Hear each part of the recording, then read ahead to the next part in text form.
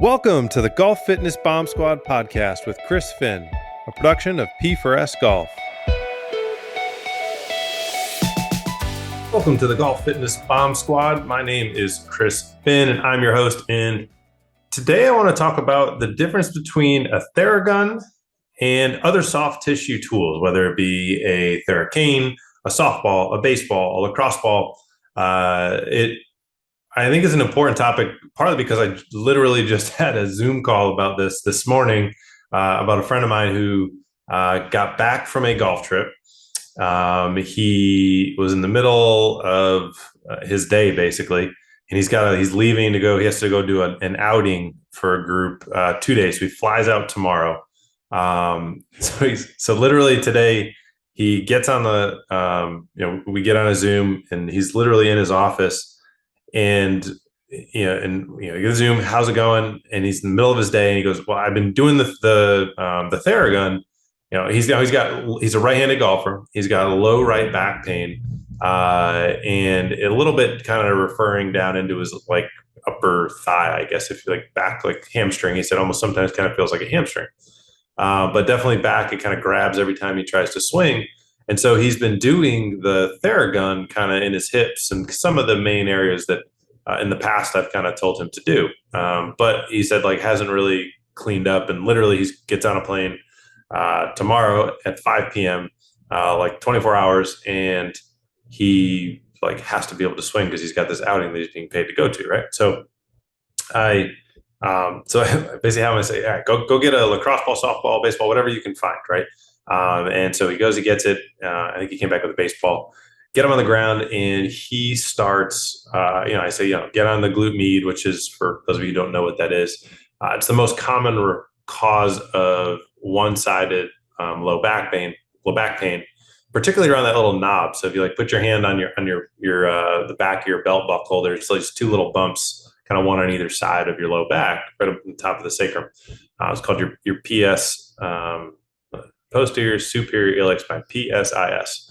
Sorry, it's late in the day here. My brain's a little fuzzy as I'm recording this. But so he lays on his side. He gets on the baseball, and if you feel that little spot, a little bony spot on your right side, basically he just goes straight down and then a little bit to the outside of your butt, maybe 2 inches down and 2 inches to the side. You're kind of getting to the glute minimus, glute medius. He lays down on the ball and literally, he's funny, he goes, as long as I've known you, this is the first time I hate you. I absolutely hate you. He's like, it was like excruciating, right? Now he'd been hitting the same spot with his theragun, but hadn't had that same reaction. The problem is with a theragun, you can only put so much pressure, particularly into like the posterior hip or, anywhere really. It's just as much as you can push that to create the pressure. Versus if you have a ball, you can get your entire body weight onto it. And it's going to dig a lot deeper, right? So whether you need to create a twitching response or you're needing to pin and strip, whatever it may be, particularly if you have back issues and you're dealing with bigger musculature like your hip area, or maybe you have knee issues and you're dealing with your quad or your calf, like getting into the bigger muscles with a tool that you can put your body weight onto, as opposed to relying how much you can press, is generally going to produce a better response, because number one, your body weight generally can produce more pressure through that spot than your upper body pushing on it could. And number two, even if you can put that pressure on it, well, it hurts when you put the pressure on it. So you have to like override the survival mechanism and actually push harder on something that's hurting. Right. So you're just naturally not going to get as much pressure because we're wired to avoid pain, not induce it. So that's where I think the lacrosse balls or softballs, whatever the tool is that, even a pointy foam roller, something where you're going to get onto the ground and get your body weight on top, particularly for the lower body. But also, I see a lot in the, in the back of the shoulder blade, the infraspinatus, for those of you who know what that means, but particularly, in the back of the shoulder blade, your lats, your big muscles along your rib cage, those are going to be some of the better ways to attack those, as opposed to theragun. Now, theragun is fantastic for going after like forearm stuff or smaller muscles or a particular pointed area, maybe just to warm up. It's great, just kind of loosen some stuff up. But in terms of actually creating some sort of therapeutic pressure point response, definitely would recommend that we get on the ground, or that if you're doing your, let's say, a shoulder, right, like put a ball on the wall and lean into it, right, so you can get more of your body weight into that, more pressure into it, so that you can actually generate that response that you want and that you need, which is a relief of pain, right? Because if we don't put enough pressure, then it just kind of, maybe it's a little uncomfortable, maybe it feels a little better, but we're not going to create that actual change that we want to see for the better. So hopefully that kind of sheds some light onto when and why you should use a theragun versus other balls. Now, the other piece of equipment that can be very, very beneficial for a lot of people is a theracane, right? And there's lots of knockoffs of it, but theracane, it's kind of like I guess like a J, and it's got little knobs on the end, and then it has a couple little arms that come off of it. Usually they're green, but depending where you're buying them from and who's who's making them, somewhere in China or somewhere, they may be blue or different colors. There's even one that looks like a little bit like an S. But basically, they're designed, if we think of the J, so you can hold the long part of the J and then use that top part of the shorter part of the J to kind of like jam it down into your upper traps around your neck. Those are great for getting up and in to the subscapularis, which is under the armpit, kind of the muscles on the underside or the underbelly of the scapula, between your shoulder blade and your rib cage, up in your armpit. So the theracane is definitely something that you can use, to address those areas, kind of somewhat hard to reach areas. That, again, the theragun, or a gun like the vibrating gun, sometimes it may be difficult to get that sort of leverage, in areas, just based on how you can hold or push with that gun.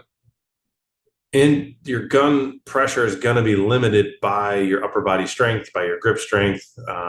Let's say you have a right arm injury and you're right-handed and you're trying to hold the gun in your left hand, which is your weaker arm, to address your right-armed injury.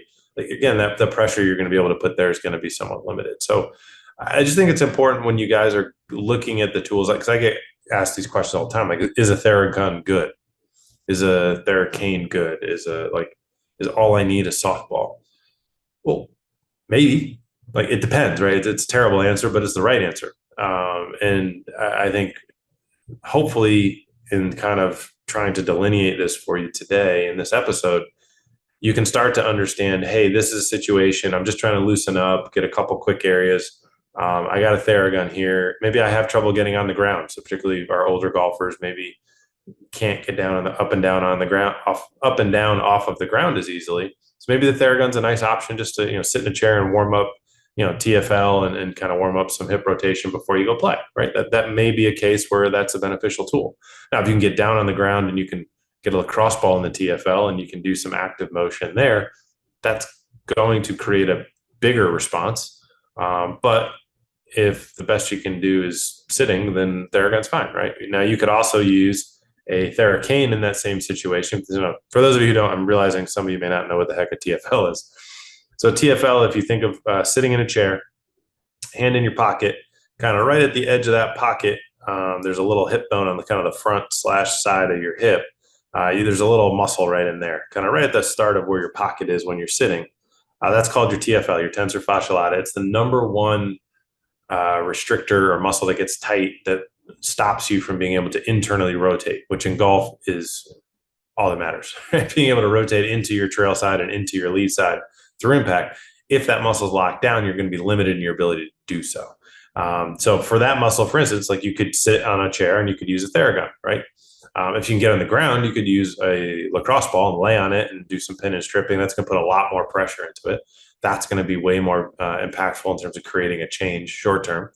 Or you can use a theracane, or even the butt end of a golf club, like sitting, instead of, maybe you don't have a theragun, maybe use one of those sorts of implements, right? So, I mean, just in that example alone, you can see, I've talked about, to get one muscle to open it up before you go play, you're talking, and we'll put a link in the show notes to any of our YouTube videos on how to open up the hips with TFL releases and those sorts of things. But whether it's a theragun, whether it's a theracane, maybe it's a lacrosse ball on the ground, maybe it's a butt of a golf club just sitting, right, using that instead of a theracane.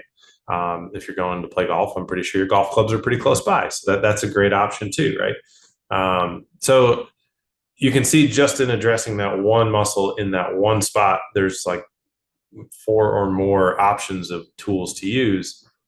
But in the instance where your back hurts, like my buddy this morning, like getting after it with a theragun is not going to create an immediate change. Long term, will it maybe help alleviate? Yeah, short, long term may make little short gains kind of day by day. But if you're like my buddy, you need to get on a plane in 24 hours to go play in an event, go to play in an outing that you're being paid to go do. Like, you kind of need to move, and you kind of don't have time for slow progress. So you need to be more aggressive. So that's where getting on the ground, getting more pressure through it by using your body weight. A softball is going to have a wider surface area. Using a lacrosse ball or a baseball, particularly with the laces, are going to be a little bit more invasive, a little more aggressive, right? So that's going to hurt more, but it will be more beneficial in terms of productive, in that short term, and creating that opening up of the hip and everything as quick as possible. So hopefully that helps, just to give some insight. It was something that came up this morning, and I just wanted to jump into it quickly here as a point of conversation, and a hopefully, maybe it's a myth where people think, oh, the better technology, they got the guns now that have like heating and cooling, and like, they're cool, but are they physiologically going to create that much better of a change? Not if you're acutely in pain and you need to get better really, really quick, right? For day-to-day usage, yeah, those things are totally fine. But remember, they are limited by how much pressure you can apply with your upper body, with your hands, and with your grip, and all that sort of stuff. So hopefully this was a little insightful. Hope maybe there was a couple of you that had a false belief that, the more expensive it is, the better it's going to work. Maybe you believe that everything else sucks other than a lacrosse ball, right? Both of those beliefs on either end of the spectrum are not correct. You can use a lot of different ways, a lot of different tools to create change, whether it's by increasing mobility, getting rid of discomfort or pain.